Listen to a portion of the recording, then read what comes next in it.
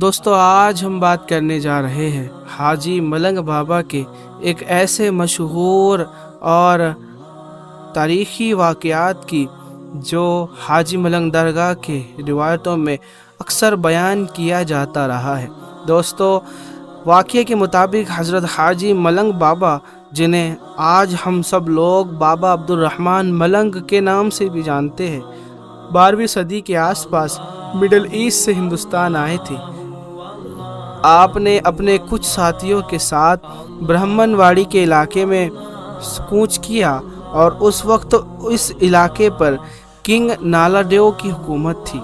روایت کے مطابق آتا ہے اس زمانے میں لوگ ایک بڑی پریشانی میں مبتلا تھے اور کہا جاتا ہے کہ علاقے میں لوگ برائی اور خوف سے پریشان رہا کرتے، لوگوں کی زندگی میں ڈر ہوا کرتا، اور اسی دوران وہاں پر آنا ہوا حضرت حاجی ملنگ بابا کا۔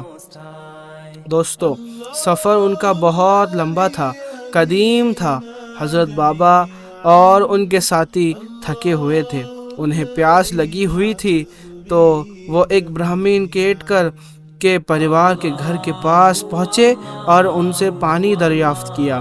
گھر والوں نے انہیں جب دیکھا نا تو مسافر دیکھتے ہوئے سمجھ آ رہے تھے کہ بہت سفر سے تھکے ہوئے ہیں، تو انہوں نے نہ صرف پانی انہیں پیش کیا بلکہ روایت کے مطابق ان کے لیے دودھ کا بھی انتظام فرمایا اور آرام کرنے کی جگہ بھی انہیں دی۔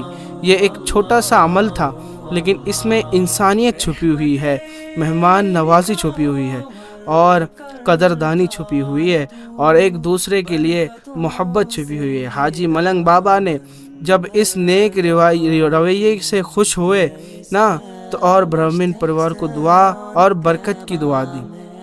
دوستو روایت کے مطابق حضرت حاجی ملنگ بابا نے اپنی زندگی کا ایک قدیم حصہ اس علاقے میں گزارا ہے۔ بعد میں ان کا مزار ملنگ گڑھ میں بنا ہوا ہے۔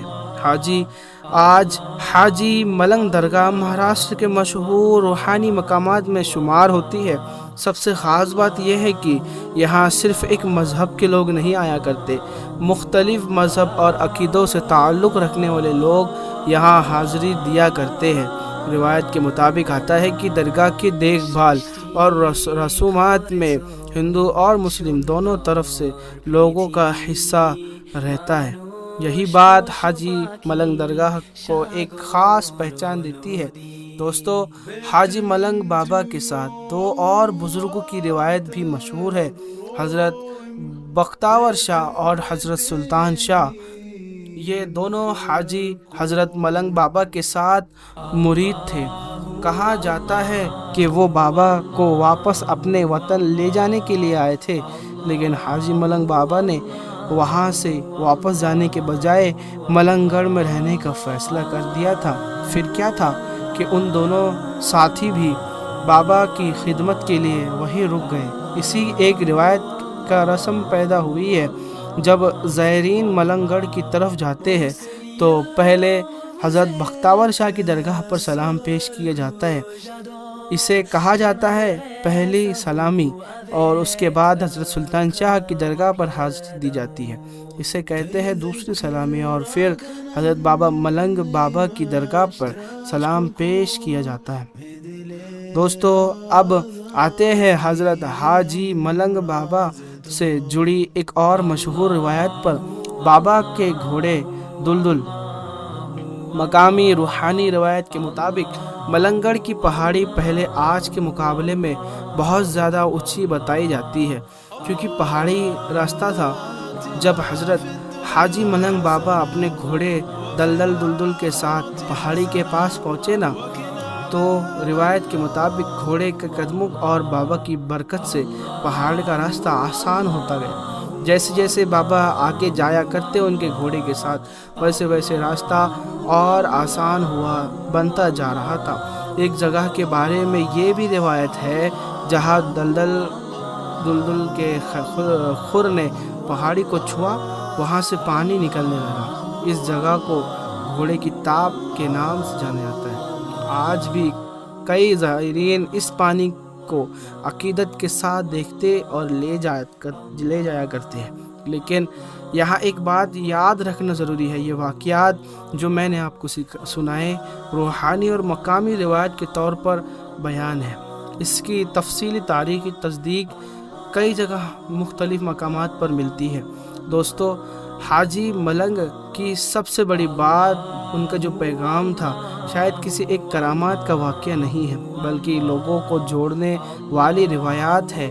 ایک طرف مسلم عقیدت مند، دوسری طرف ہندو شردھالو، اور بیچ میں ایک ایسی جگہ ہے جہاں لوگ اپنے پریشانیوں اور امیدوں اور دعاؤں کو لے کر آتے ہیں۔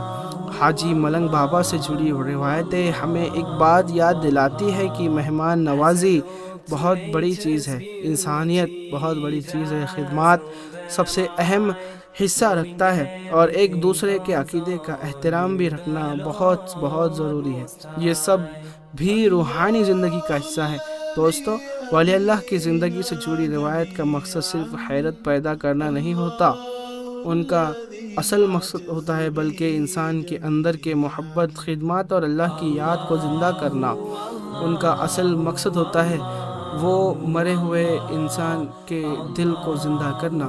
تو دوستو، حضرت حاجی ملنگ بابا کی یہ واقعات اگر آپ کو اچھے لگا ہوں گا تو ویڈیو کو لائک شیئر سبسکرائب کرنا۔ تب تک کے لیے ملتے ہیں اگلے ویڈیو میں۔